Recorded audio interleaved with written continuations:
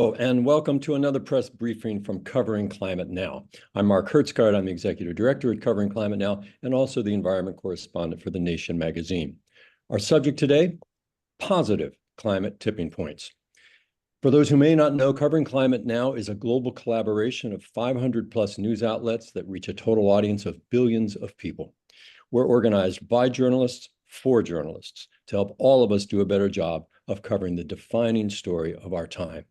You can go to our website, coveringclimatenow.org, and you'll see a list of our partners. You can apply to join us. Everything is free to you. You can learn about our newsroom trainings, our annual awards program, weekly newsletters, etc., and our newsmaker interviews. For example, just today, Covering Climate Now organized a newsmaker interview with the actor and activist Jane Fonda about climate change and the 2024 elections in the United States. You'll find that story now at The Guardian, at Rolling Stone, at CBS News, and many other Covering Climate Now partner outlets. Also, I want to commend to my fellow journalists here, Climate on the Ballot. That's a 3-day online conference we hosted last week to help you and all of us talk through how best to make sure that climate change is part of the conversation in our elections coverage between now and election day. So again, you'll find all that at our website, coveringclimatenow.org. So now to today's topic, positive climate tipping points. Many of us journalists have already heard about climate tipping points. The general idea, usually, those are a climate scientist's nightmare. A climate tipping point, if you need a little refresher, go to Wikipedia. They have a very brief and authoritative page on this. They define it as, quote, a critical threshold that, when crossed, leads to large, accelerating, and often irreversible changes in the Earth's climate system, unquote. One example, melting ice sheets in Greenland and West Antarctica. Because white ice reflects the sun's rays, but melted ice turns into dark water. Dark water absorbs sun's heat. That increases global warming, which melts more ice into dark water and increases global warming again, and so on and so on. That is the nature of a climate tipping point. But what most journalists do not know yet is that there's also something called a positive climate tipping point. And that's what we're going to be talking about today. Negative climate tipping points refer to physical changes in the Earth's climate system. But positive climate tipping points generally refer to changes in government policy and private sector behavior that can exponentially accelerate clean energy take-up and the phase out of fossil fuels. One real-world example is how solar and wind are increasingly pushing coal out of the electricity market worldwide. The cost of solar and wind has been plummeting for years, and it makes coal less and less competitive over time, such that in 2023, solar and wind accounted for 80% of the new electricity generation plant around the world. There's a lot more of these climate positive tipping points, and we're going to hear about them today. We are unveiling with two of the world's leading experts. That's not hyperbole, folks. Two of the world's leading experts are unveiling a new study that outlines a series of climate tipping points. And this is really important for our coverage as journalists. We need to remember that the public needs to hear the good news as well as the bad news about climate change. That doesn't mean we sugarcoat. It doesn't mean we look at the world with rose-colored glasses. It means we tell the whole story, what's wrong, but also potentially how it can be fixed. That's what we're talking about today. Quick ground rules. We are going to be hearing from one of the co-authors of the study in a moment. He'll lay that out in about 10, 15 minutes, and then there'll be a response from the other expert, and then they'll be taking our questions. So get ready with your own questions. Working journalists only, please. When you put your question, look at the Q&A button at the bottom of your screen, put in your question there, and I will ask them on your behalf. Please put your name as well as your news outlet. We'd appreciate it. And now, it is my truly great pleasure to introduce first Christiana Figueres. She's a founding partner of Global Optimism and a co-author of the book, The Future We Choose, The Stubborn Optimist's Guide to the Climate Crisis.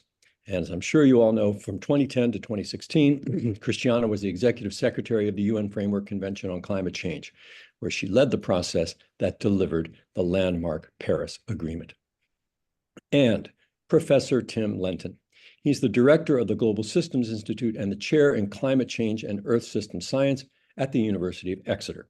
His work identifying negative climate tipping points informed the setting of the 1.5-degree climate target of the Paris Agreement. And his recent work has focused on positive climate tipping points, including co-authoring the report being unveiled here today at this Covering Climate Now press briefing. Please join me in giving both of our panelists a warm virtual welcome. And with that, I turn it over to you, Professor Lenton. Thank you, Mark, and thanks everybody for being here. So I just want to walk you through, first of all, elaborate on that key concept of what is a positive tipping point for tackling climate change, and then tell you a bit about the ones that we've analyzed in the report we've launched today in the main sectors of power production, cars, trucks, and electrifying the heating and cooling of our homes. But as Mark said, when you have a tipping point in a system, you heard about the climate example. Well, there's something going on within that system. It's something we would call amplification or positive feedback. It's where within a system, a little change can cause a further change that encourages and adds to the initial change that causes further change, and so on in a feedback loop. Now, in the stuff we want to talk about today, what we're talking about is things that are familiar to all of us. The more we make of some new clean product, the better we get at making it. The more units we make of the new clean technology, the cheaper that the next unit gets to make. We have familiar names for those feedbacks. We'd call the first one learning by doing. We'd call the second one economies of scale. And then there's the fact that as consumers, somebody starts adopting a new technology like solar panels on their roof or an EV, but we talk to each other, we learn from each other. And that often triggers something we call social contagion, where through that learning process, the process of uptake among the consuming population starts to amplify. And the crucial thing is those reinforcing feedbacks can come together to create what's sometimes called a critical mass. You get to a point of adoption of the new clean green technology where the adoption becomes self-propelling. One more person adopts is enough to trigger the majority to do so. So that's the crux of a positive tipping point. And that's founded on really, like, I hope you'd agree with me, pretty actually familiar concepts that are well known and well evidenced. And what we've done in this study is take a state-of-the-art model, which captures what those dynamics, those feedbacks, and we calibrate it on the best available data we've got for how these 4 key sectors are already performing across 71 different world regions with regard to the tipping of change from the old dirty fossil technologies to the new clean green technologies. So those 4 sectors we focused on: power, electricity generation, currently a quarter of still of greenhouse gas emissions; light road transport, cars in simple terms, that's another 7 or 8% of emissions at the moment. Heavy goods transport on the roads, trucks, that's 4 or 5%. And then heating and cooling our homes with the potential to shift to electric. Well, it's hard to get a very clear, decisive figure, but that's at least 10, 15, maybe more % of emissions. So we're tackling a big chunk of the 3/4 of greenhouse gas emissions that we have to get rid of here.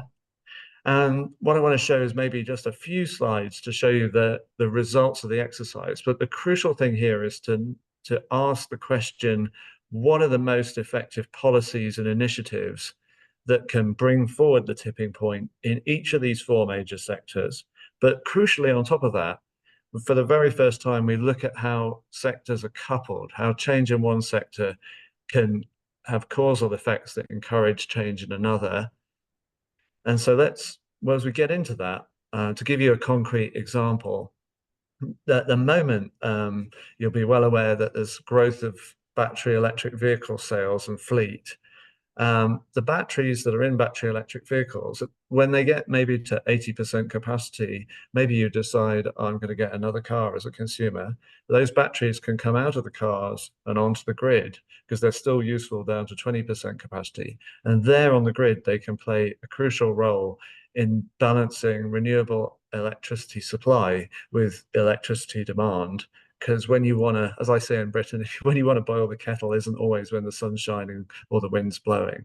So that's just one example of how something coming from one sector can reinforce change in another. with that, I'll just walk you quickly through like the headline figures. We won't overdo it on the PowerPoint, don't worry. I'll just check. I think you're seeing that okay, the title slide now. Yeah, great. So give me just 1 second to change over. So first of all, just a sketch of those four sectors. And I gave you a sense that there are labeled with an R, a bunch of reinforcing or amplifying feedback loops that we look at that are between sectors as well as within sectors that we're simulating. I think I gave you a nice clear example. There's several more of these coupling reinforcing feedbacks. We can come back to it in the questions if you want me to spell them out in a little bit more detail. Here's the first sort of headline result, which is where we ask ourselves, with the current policies, how close are we on the global average to the tipping point of price parity, we'd call it, between the fossil fuel technology and the clean technology in the four sectors. And the colored lines here, as you can see at the bottom, are some different major markets. And what we're looking at is in the dotted line, when do we get to, levelized cost price parity, we call it? When's the clean alternative becoming the cheaper as well as the better option? Now, clearly that's varying a bit between the sectors here and between the countries.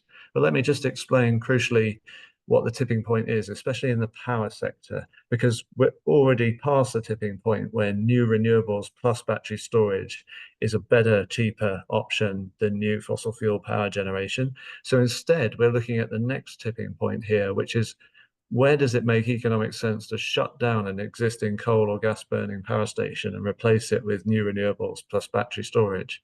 And you see, that already in several countries, that makes sense. We're past that tipping point, but there's a couple of big ones, and the US is one of them, where we're about, well, we'll be there pretty soon by 2030 in the global average, even under the current policies and the main projection of the model. And in each of the three other sectors, it's where for heating, it's where the tipping point is where do electric heat pumps basically become the cheaper option. For cars, it's a straight comparison between electric vehicles and petrol or diesel cars. And for trucks, it's electric trucks versus diesel trucks. So then let's go on and look at, if we start to look in the global average at three types of policy, which one is more effective? So let me just briefly tell you that in comparing the policies here, for a carbon tax, we're considering a pretty hefty value of 200 euros per ton of CO2 imposed from 2025 onwards. And mainstream economists have been busy telling us, we argue quite wrongly, that pricing carbon and taxing it is the most effective policy. You'll see in the next few minutes, it isn't. It's usually the least effective. We also compare that with a subsidy, which would be 30% of the upfront costs for the new clean technology subsidized from 2025 onwards. So that's like 30% of the new heat pump for my home, for example. And then mandates. The mandates policy varies between the sectors, but for the power sector, it's mandating the phase out of all coal burning power stations by 2035 in rich countries and 2045 in developing economies. For petrol and diesel cars, it's saying you can't sell them in 2035 onwards. For trucks, we picked 2040 as the phase out date for diesel trucks. And for the heat pumps, we also considered that 2035, you'll only be able to buy a heat pump.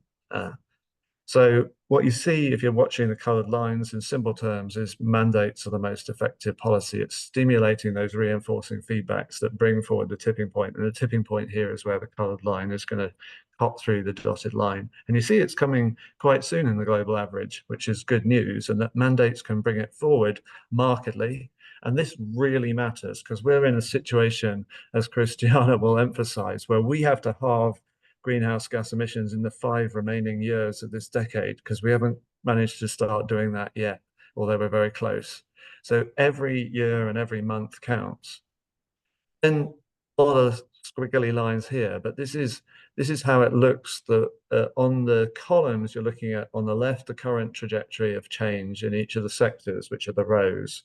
So power at the top, then heating in the second row, then cars, then trucks at the bottom. And then going along the columns, comparing the effect of carbon tax, subsidies, or mandates in each of the sectors. Same basic key messages coming across. Mandates are the most effective thing at bringing forward the tipping point and transforming into clean technologies, and they're way more effective when it comes to trucks, quite a lot more effective for cars and for heating as well. And then I won't go into the detail here, but what we're able to show is that a mandate in one sector doesn't just bring forward the tipping point in that sector, but it measurably brings it forward in the other sectors. And then it's right to ask the question, where's that potential for super tipping points that cascade across sectors? Where's that strongest? We find that two key mandates seem to have disproportionate impact. One is that phasing out coal burning power generation. That helps all four sectors tip sooner. The other one is mandating the end of sales of petrol and diesel cars by 2035. That helps accelerate the decline in price and the improvement in quality of batteries, and that benefits both the power sector, but also brings forward the tipping point for electric trucks measurably by several years in some major economies. So I should stress that all of this works best when countries coordinate, they act together. That's what gives you the killer results as well of reinforcing change. And this final slide is just showing the difference that these policies, particularly the mandate policies across the sectors, manage to achieve, both in the cumulative emissions between now and 2050 at the top and the actual emissions in 2050. And you could read this plot either way. One way is, this is great news, we were able to eliminate more than 3/4 of emissions by 2050 if we took this path. Or you could read it the other way and say, wow, there's still more to do, which there always is. But the more to do, again, the way we're going to get there to stopping fossil fuel burning and stopping the greenhouse gas emissions from food and land systems is going to be through the intelligence of working with these positive tipping points where the change becomes self-propelling. So that's enough from me. Thanks, and I'm back to Mark and over to Christiana, no doubt. Thank you so much. That's Professor Tim Lenton. He is with the University of Exeter, and he is unveiling today's Positive Climate Tipping Points report. Professor Lenton, just in the interest of remembering that sometimes they say England and America are two people divided by a common language, I want to just focus in on the word mandate and say to my colleagues, journalists, and correct me if I'm wrong here, a mandate is a government action. That is to say, a law or a regulation that says to actors in the civil society, businesses, or consumers for that matter, you must do X, Y, or Z, or you must not do X, Y, or Z. Right? It's not a subsidy. It's not a price signal. It's a direct government command. Is that correct? Yes, Mark. So to spell it out, it's like saying you're not going to be able to sell petrol and diesel cars in our market after 2035, for example. Yeah. Okay. Now we got that clear. Now it's my great pleasure to turn it over to Christiana Figueres.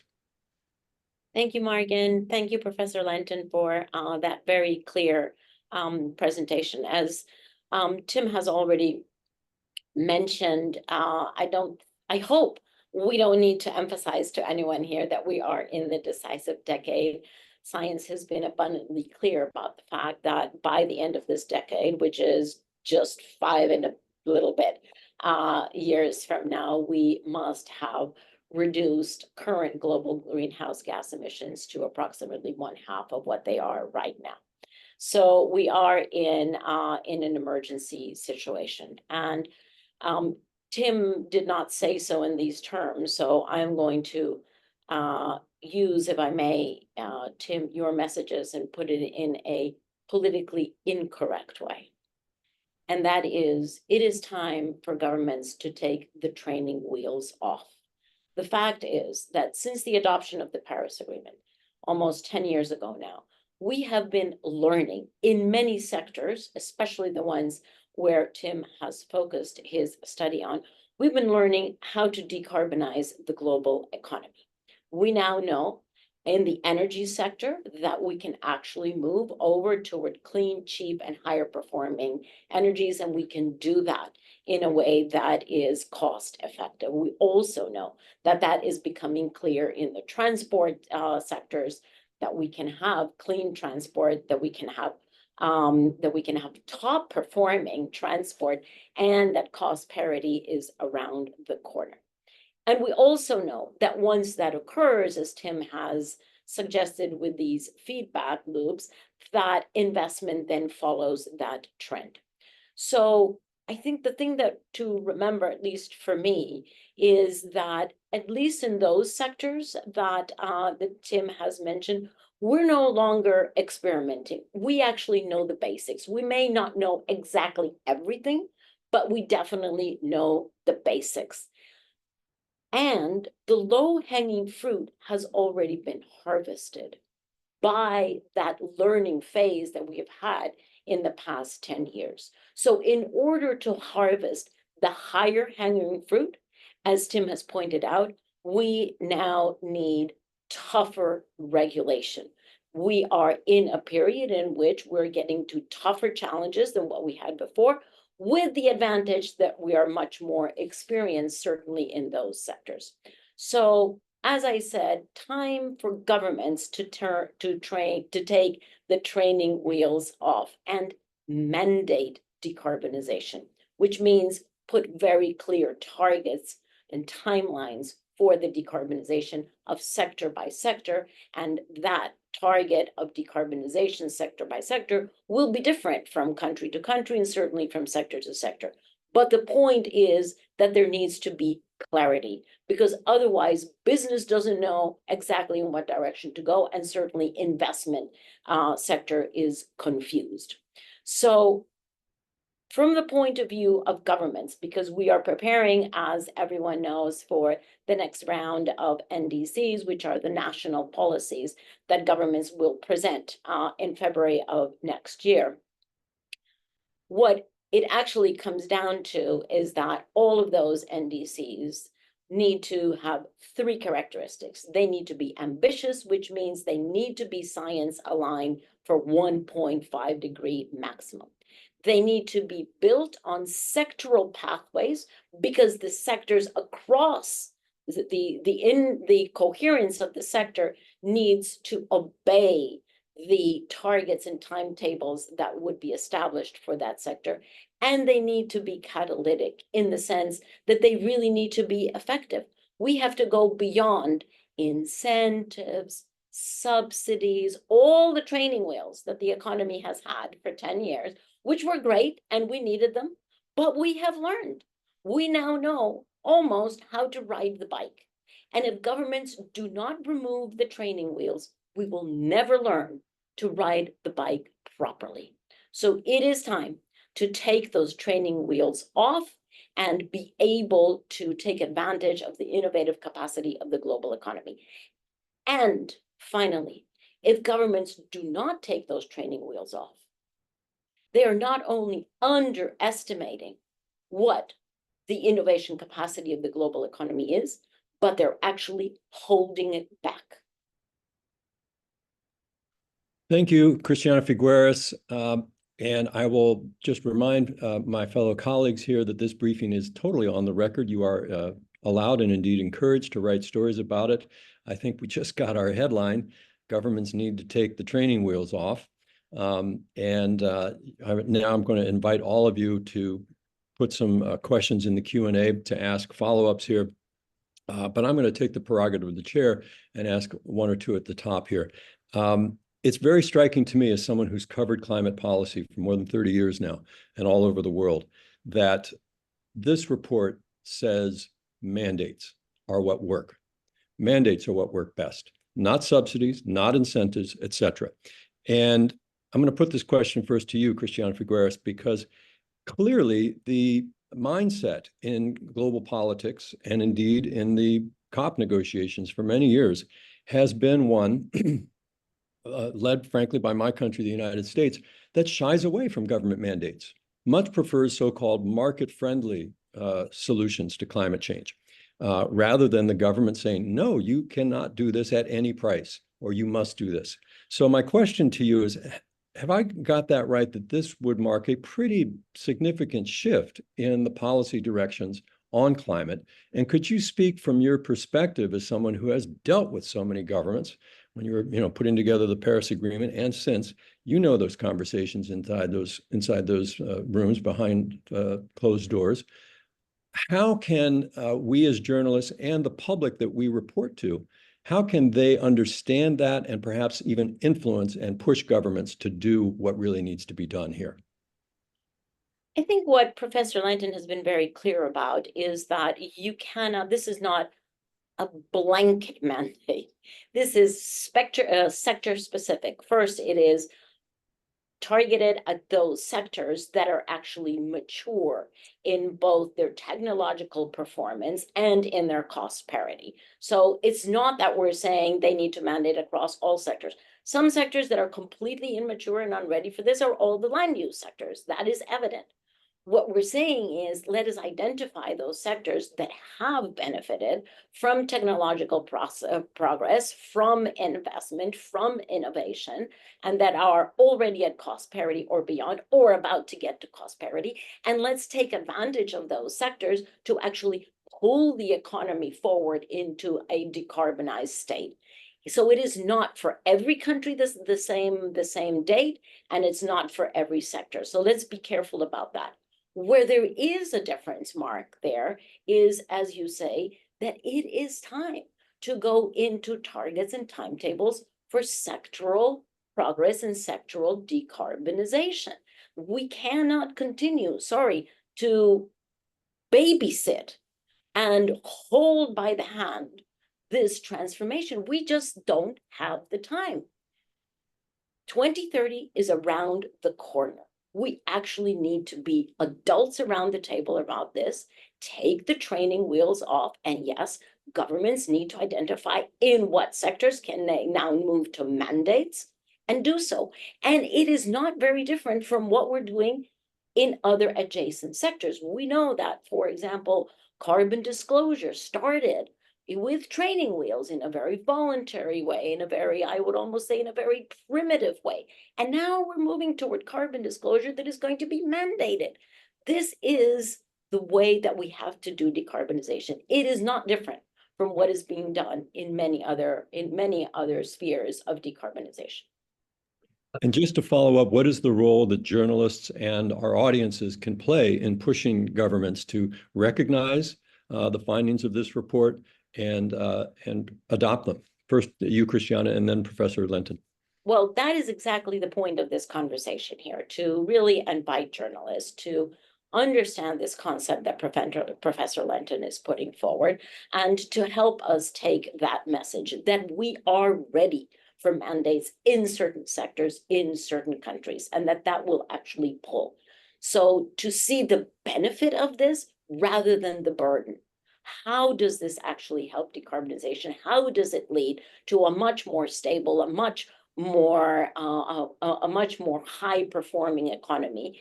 What are all of the benefits of this, as opposed to harping constantly on what the burden is, on what the responsibility is? This is a huge opportunity. So it is an invitation to focus on these opportunities, but also with discipline.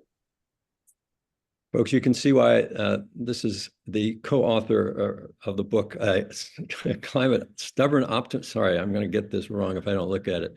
The Future We Choose, The Stubborn Optimist Guide to the Climate Crisis. Christiana Figueres and Tim Lenton, could you speak to that a little bit? You've been around policymakers a lot. So what's the holdup here?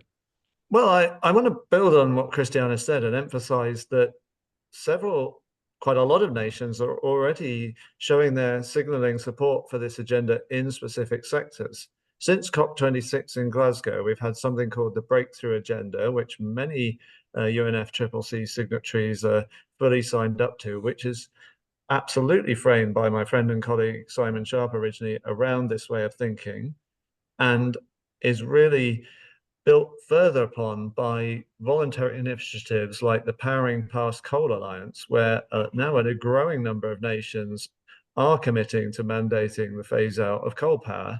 And what we see in some wonderful examples of nations like Chile is that it's coming strongly from industry and from the people that they don't want coal power anymore. So in that specific example, the copper industry, that's arguably one of the strongest industries in the country, has said, we don't want coal-powered electricity. We want solar and wind, and we want the government to be going faster and sooner and bringing forward the phase-out mandate for our country. And I would argue that the people, it's a popular mandate as well, because the people are voicing their disapproval for this dirty technology and they're embracing of the change. So you've got that reinforcing feedback loop between the populace and the policy and business. So we're already seeing, smart citizens, smart communities, smart policymakers move in the right direction. And we're just emphasizing take the training wheels off, as Christiana says, but this is the right lever to do the radical acceleration of change we need to get the radical benefits we're going to get in each of these sectors from, well, not just from less climate change, but remember cleaner air. Remember that 5 million people are dying worldwide every year from fossil fuel air pollution still. That's Professor Tim Lenton of the University of Exeter. A number of my colleagues have asked in the chat and the Q&A, how do we get the report? Look in the chat. The report is linked right there at the top of the chat, and we'll put it in again right now. I urge all of you to read this. This is a potentially game-changing shift. And because it is so important to recognize, as just was spoken about, how parts of some countries are way ahead than others on this. Again, that's where we as journalists can be so helpful. The average reader or listener or viewer does not know what's going on around the world. That's our job to tell them that it can be worked well. And so because of that, although we've got a number of questions, I'm going to start with a question from outside the United States on this. And then there's a question also from a colleague of mine in New Mexico, and I encourage all of you to keep adding them here at Q&A. We'll get to as many as we can. This question comes from, pardon me if I mispronounce this, Torolf Staud, and he is with, I believe, or she, I beg your pardon, with Klimafakten in Germany. And they write, in Germany, but probably other countries as well, we have conservative and market liberal politicians calling for, quote unquote, technology open or technology neutral policies. And they are arguing against, for example, an electric vehicle mandate because, quote, the government does not know which technology is best, unquote. What do you reply to them? How do you, that is to say science, know that EV and heat pumps are indeed the most promising technologies worth to support? That's the question, and I'll just add that is exactly the same argument here in the United States, in Japan. We know this from working with our colleagues around the world. So very good question, Torolf Staud. Over to you, Professor Lenton. Well, of course, neoliberals are arguing to not intervene with an industrial strategy, but they're the same people that have got us into this mess. So frankly, I'm going to be blunt and say, why would I listen to them? I need to listen to the data and the evidence, as your question rightly highlights. So how does government know what technology is best? We can take that piece by piece. We can look at EVs. There's a lot of noise out there, a lot of nonsense. Yes, at the moment, there's slightly more embedded emissions because of the big batteries in making an electric vehicle. But if, for example, it's powered on 100% renewable electricity, those extra embedded emissions are soon paid back or eliminated within 6 months of driving the average EV. And you've got to remember the other co-benefits that come with cleaner air, less mortality, and the things I mentioned for an EV. We also know that it's perfectly possible to make the EV batteries in an almost zero emissions way by making them with renewable power, and also that they can be recycled at end of life. They're highly valuable. So it's incontrovertible that that's a superior technology. Did you highlight the heat pumps as a second question? That's a basic question of thermodynamics and engineering, if you like. A heat pump is about 4, sometimes 5 times more efficient than a gas boiler as a way of heating your home. So you could go to many sources. Maybe I'll look some up and put them in the chat for you. But this is solid scientific knowledge in terms of the basic superiority, that most of these electrification options are, at bottom line, way more efficient than burning stuff in an inefficient way that you barely get a fraction of the energy from burning the fossil fuel. So we cannot continue to listen to the voice of neoliberalism and deregulating markets, which has driven us into this climate crisis. We have to have the collective intelligence to know when to deploy effective measures to make the change to a better future for all of us at the speed that's necessary to avoid the severe consequences of climate change we're otherwise going to suffer. And this again is Can I where just we add, Mark? please Sorry, do. can I just add that the other way, I totally agree with Tim, but the other way of thinking about it as well, which is complementary, is what the regulations and the mark and the mandates ought to be doing is establishing the date beyond which we can no longer pollute. That is the sense of those mandates, is to say, after a certain date, let's take 2035, for example, the market will no longer be able to offer new cars that are using fossil fuels, whether that is gasoline or diesel, so that you stop the pollution, you close the faucet on the pollution, and then you let the market compete for what technologies are best in which use cases, in which countries. So it's not that you're mandating one specific solution for all. We're not straight, it would not be a straitjacket. What we're doing is we're closing the faucet on the incumbent fossil fuels and then opening up to the market to say, what is the best solution? And let the market decide that. But you have to close the faucet. Thank you. So it is government and market processes here. And I want to underline something that Professor Lenton said, so it's not lost. 4 to 5 times more efficient is the heat pump. That's why it's an exponential difference when we talk about these tipping points, exponential differences. And again, we as journalists, we don't editorialize, that's not our job, but we certainly can interrogate and report out the statement that Professor Lenton made here, that basically the neoliberal policies, we kind of tried that for the last 20 years and it hasn't worked. Now, we can interrogate that in our reporting. It's not that we have to take a stand on this either way, but tell the facts and then present this. So with that in mind, I'm going to take another question from overseas before I come back here to the United States. And this is from Brazil, from Giovanna Girardi. She is the climate correspondent of Agência Pública. And she says, Christiana mentioned that the focus on these mandates are not for all countries.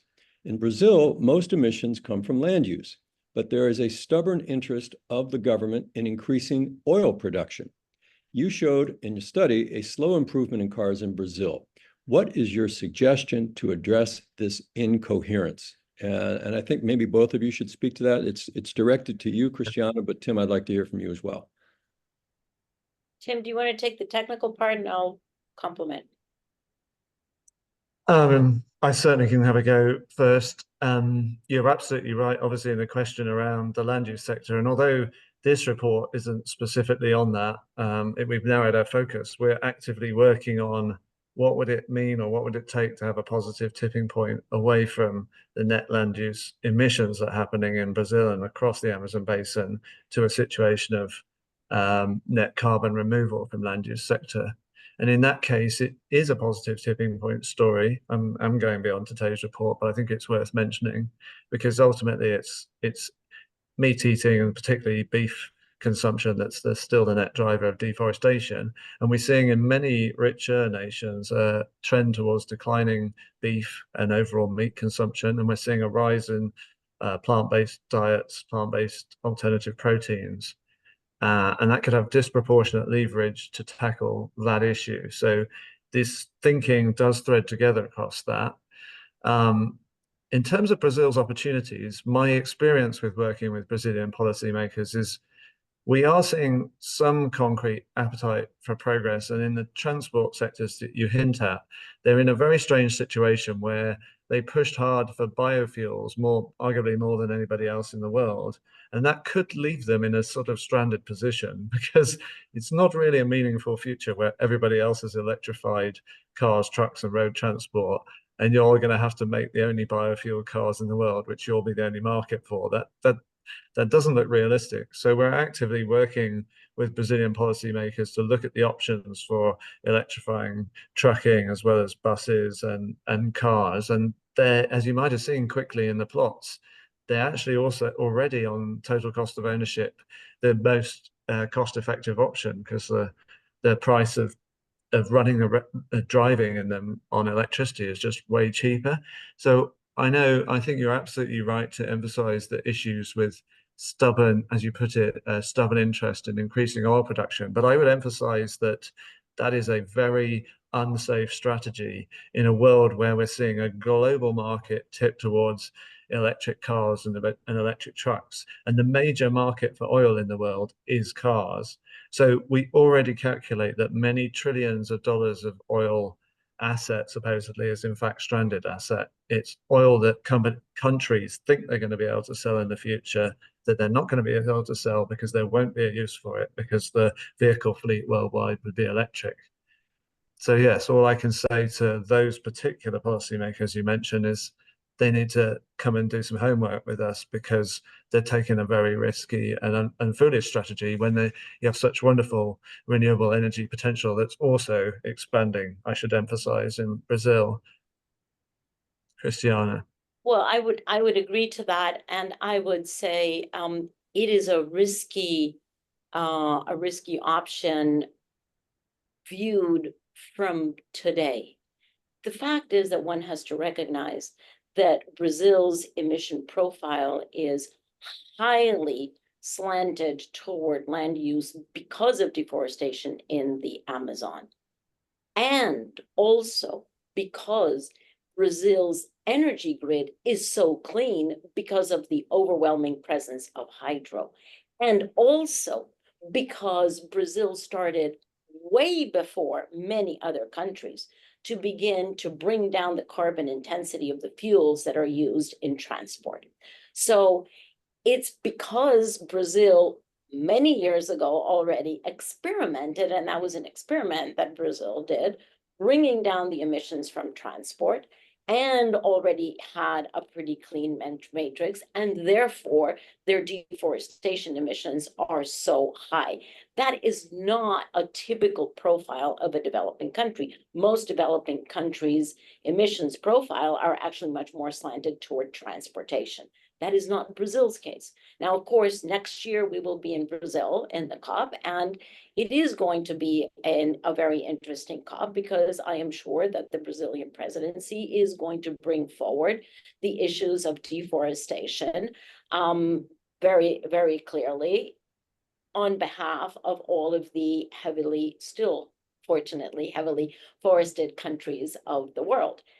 And let's remember that that sector, everything to do with land use, is not yet one of the sectors where I think even Professor Lenton would not suggest that we go to mandates yet, because there we still do need the training wheels. We haven't figured this out.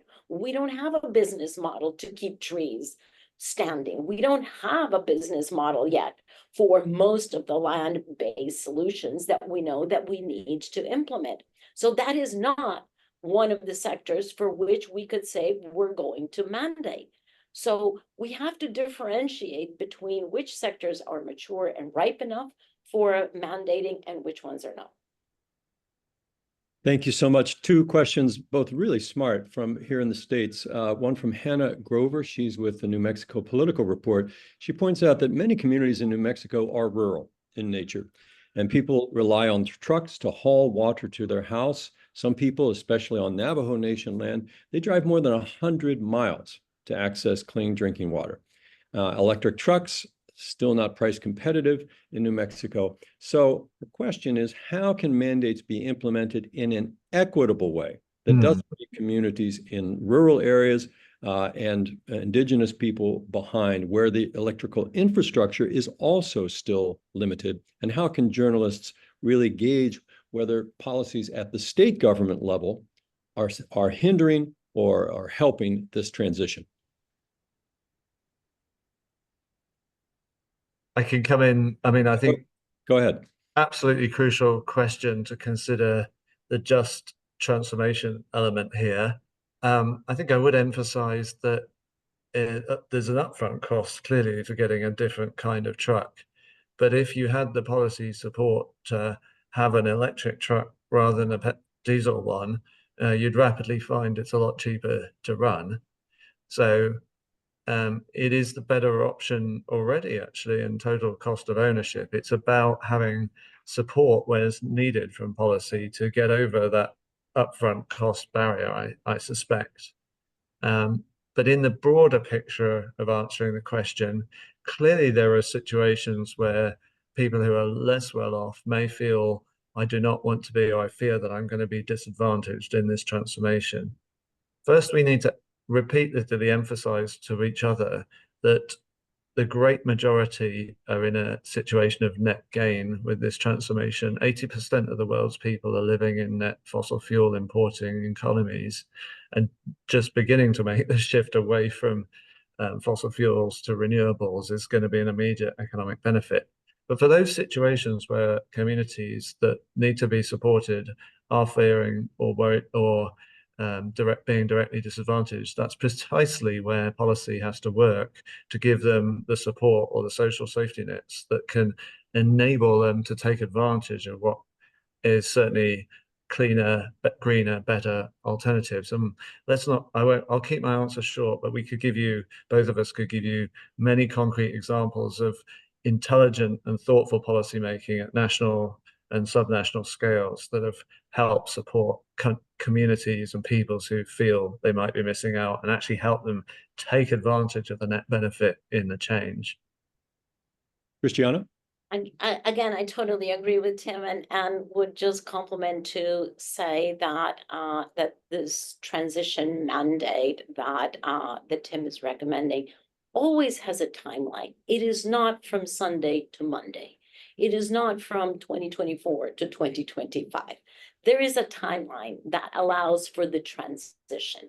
And the sooner that that timeline, that target and timetable is established, that then unleashes infrastructure development, investment into infrastructure development, such as in this case that we're talking about.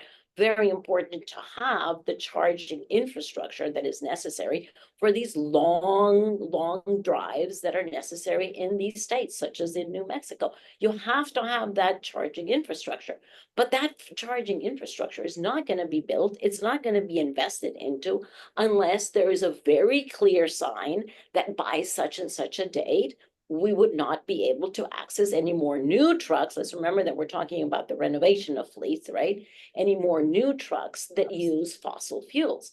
So those targets, those timelines are important because what they do is they pull forward the investment into not just the trucks themselves, the technologies themselves, which, by the way, once you have a critical amount of investment made into that technology, it brings the cost down.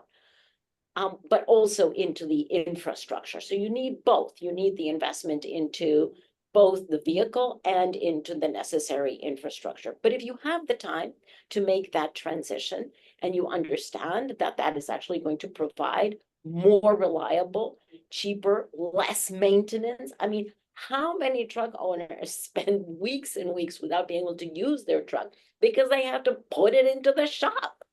The fact that you can have electric trucks that need much less maintenance, are much less exhausting to drive, much less. Let's also think about health of these truck drivers that go for hours and hours and hours sitting behind the wheel. This is a much better alternative for the driver, for his or her health, certainly for the environment, for sure. But in general, there's so many more benefits. What we need is just a clear signal. that is going to be the future. And once you know that, then industry and finance begins to prepare to make that future a reality. So speaking here as a working journalist to myself, to my colleagues, here is, if today's report is the news peg, you can also use this report to talk about the Inflation Reduction Act. This very question is an example. There is a lot of money in the Inflation Reduction Act for both parts of this, to put up the electric vehicle infrastructure, but also to subsidize through tax credits consumers' purchases of electric vehicles. And I have to say to my colleagues, we in the media have not done a very good job explaining the Inflation Reduction Act to the public. The latest polling I've seen showed that 70%, that's 70% of the American public knew little or nothing about the Inflation Reduction Act. That is the signature climate achievement of the Biden administration. And that's on us. So here's an opportunity to kind of do a little better. This report is a great news peg for that.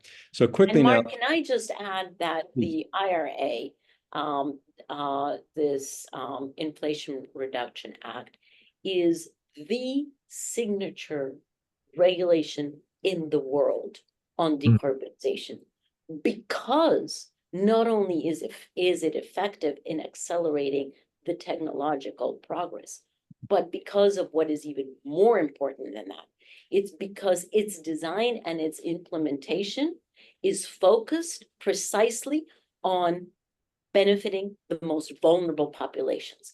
That whole social benefit aspect was very pioneering when it was built into the IRA.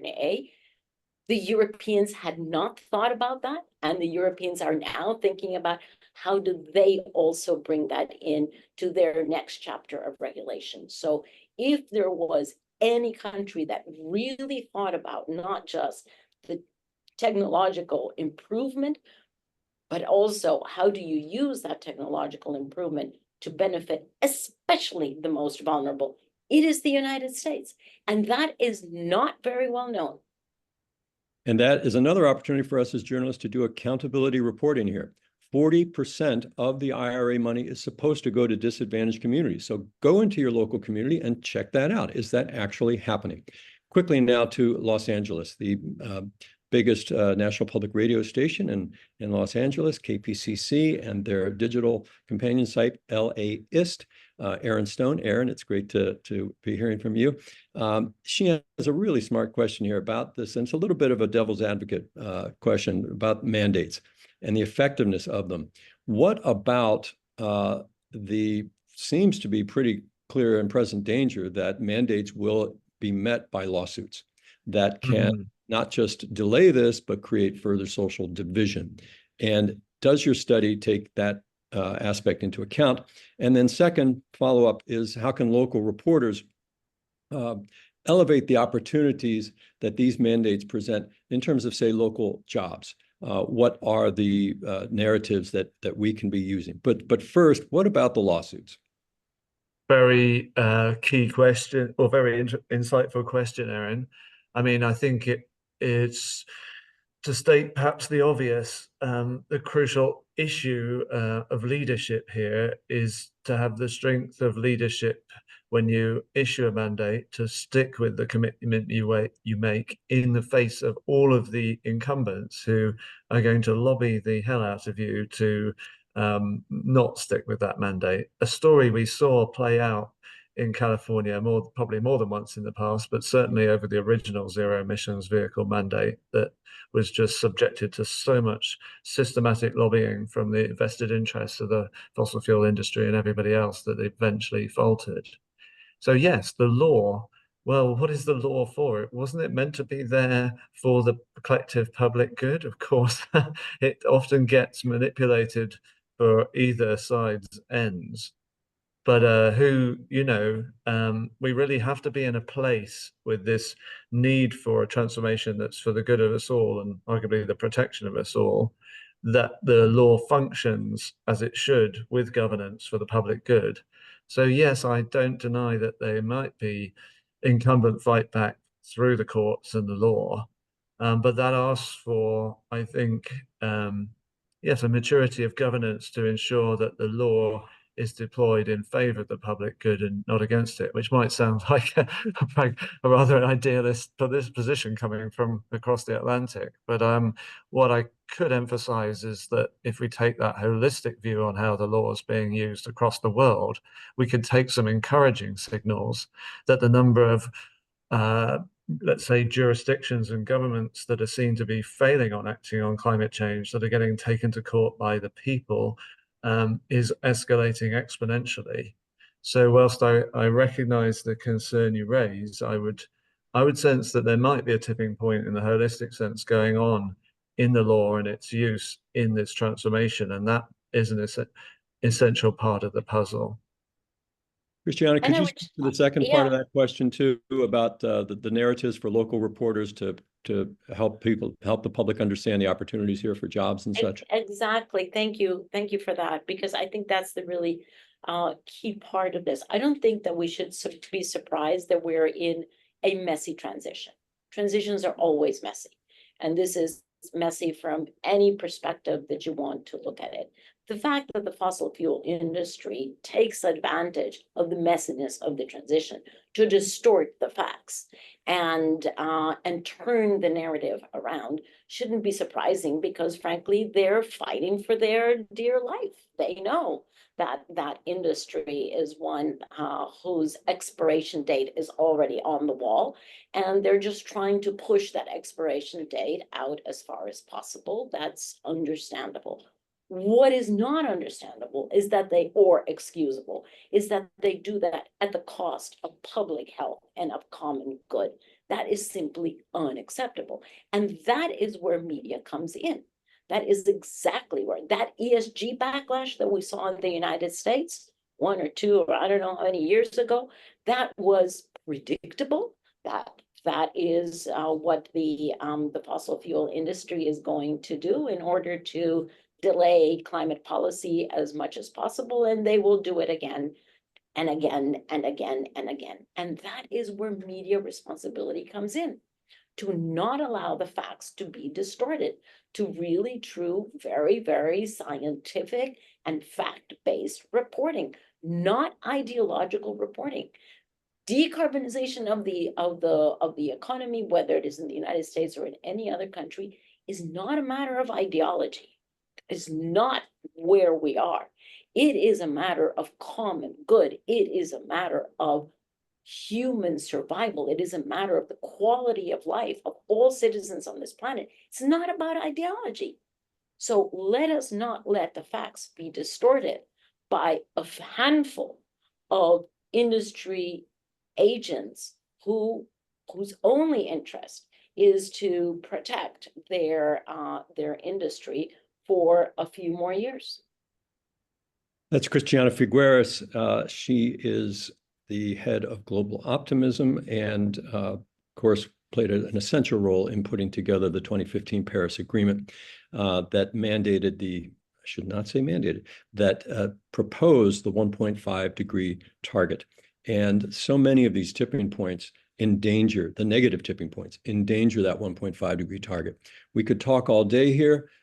This has been incredibly helpful. I want to mention that Professor Lenton is open to taking follow-up questions after we go off camera here. And his email, I believe, is in the chat there. I'm just going to repeat it for people who are just getting up to speed here. That's t.m.lenton, Lenton, at Exeter, exeter.ac.uk.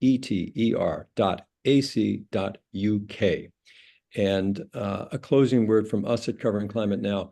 We have long been believers in the importance of solutions journalism, climate solutions journalism, which is not, as I said earlier, it's not sugarcoating, it's not cheerleading, it's not activism, it's telling the entire story. So for example, with Aaron Stone's last question about lawsuits, one of the things that we can do, accountability reporting, is solutions reporting.